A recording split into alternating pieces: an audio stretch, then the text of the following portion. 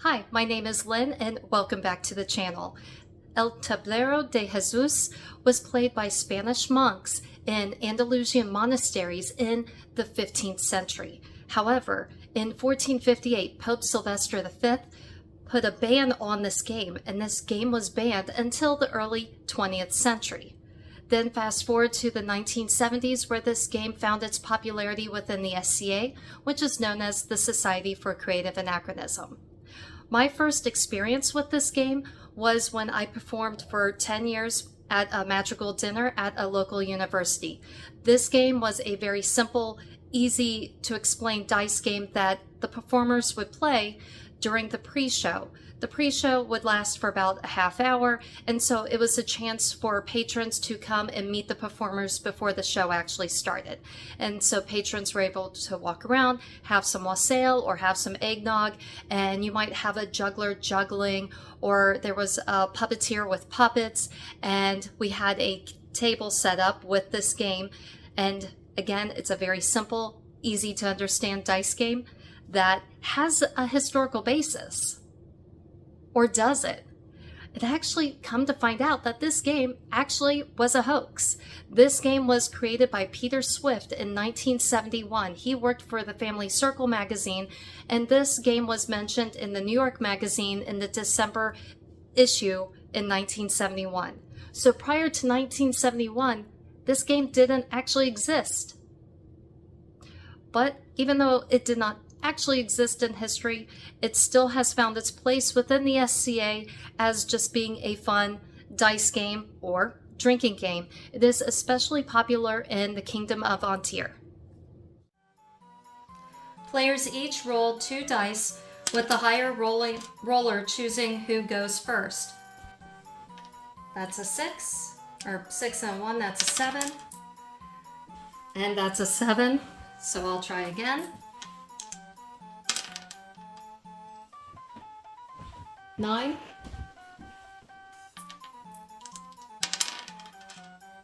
4. So this player would go first. The first player places a single coin in the center of the board.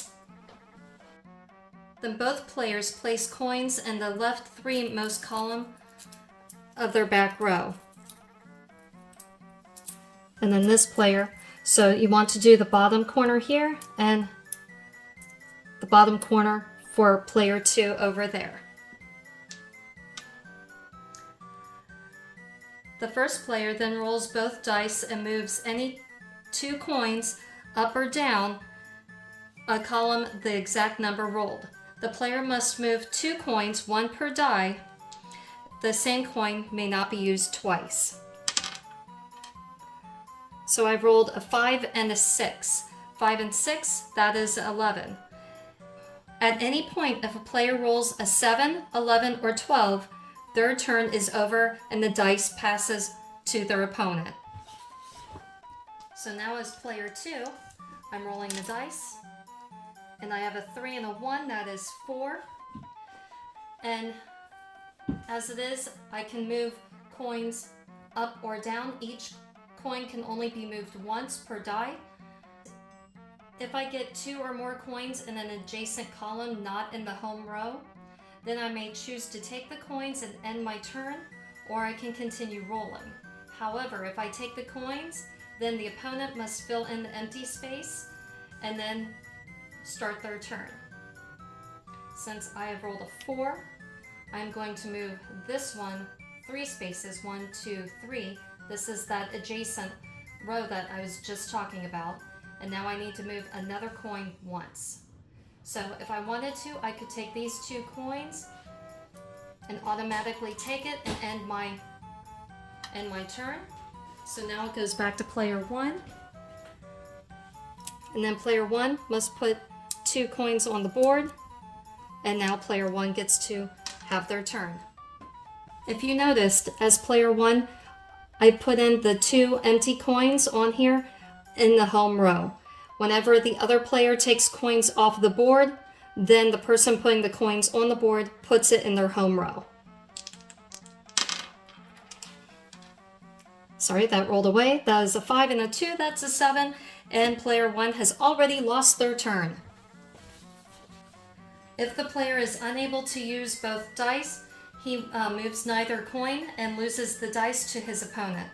If at the start of your turn there are adjacent coins on the board, so say before where those 2 coins were there and I continued as player 2, and then I lost my turn because I rolled a 7, then the other person can then choose to then automatically take those 2 coins, or they could roll and take their chances. So I have rolled a 3 and a 2. So this coin I'm going to move 3 spaces. This coin I'm going to move 2 spaces. So now my options as player 2, I can either take both coins or I can choose to leave coins. If I leave the coins and I roll the dice, and then if I roll a 7, 11, or 12, then I lose my turn, and then that means my opponent can then take those coins. I'm going to take my chances. And I have rolled a 6 and a 4. So with the 6, you automatically go to the other side of the board. And then with a 4, I'm going to go 1, 2, 3, 4. And here I rolled a 6 and a 5, that's an 11. And as player 2, I have lost my turn. So as player 1, I can automatically decide I just want to take those 2 coins and then make player 2 fill in those spots on their home row. The game ends when one player is out of money or is no longer willing to lose more.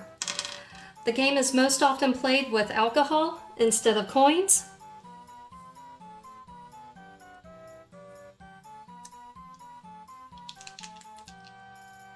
This version with the alcohol instead of coins is known as Tablero de Gucci, which is extremely popular in Antir.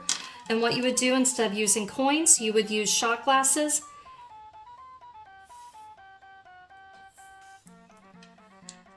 And with that, if as the person, if I have, say these were shot glasses here, the 2 coins, I could then choose to take, instead of taking the coins, take the 2 shots, and then my opponent would need to refill those shot glasses. This can be fun, but also it can be a self-imposing handicap, because if one player is better, they might end up getting drunker, which then that is to the opponent's advantage.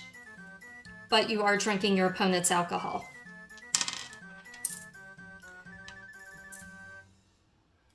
So I've rolled a 5 and a 4, and with me, I like to try to get my coins lined up somewhere in the middle. So I'm going to move this one 4, and that one 5. And you will find that house rules are as varied as can be in all versions of this game, as there is no definitive rule set for this game. And with this one, 1, 2, 3, 4. Okay, I can move that one 5, move that one 5. Now, as you see, I've got 2 here and 2 there, but I'm going to take my chances and continue rolling. But I rolled a 7, and now I've lost my turn. Many SCA events run Tablero tournaments in which there is usually a limit of 2 beers to help keep the tournament moving.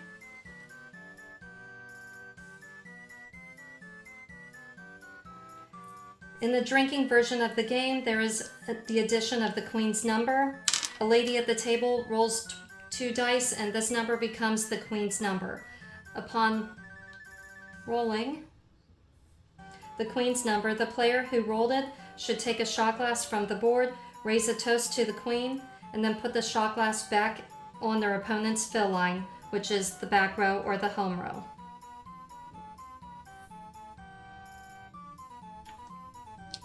If the player who rolls the queen's number fails to make such a toast, his opponent may declare treason to the queen, take a shot from the board, drink it, and then require his opponent to fill it on his fill line.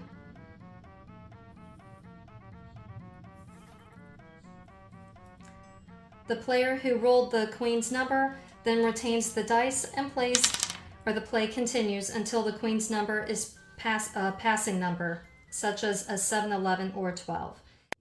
Thank you for checking out my YouTube channel. If you enjoyed this video and would like to watch more of my videos, please follow the links on the side of the page. Please select thumbs up that you like the video. It helps with the algorithm. If you have questions or comments, please post them below. And please click subscribe and ring that bell to be updated when new videos come out.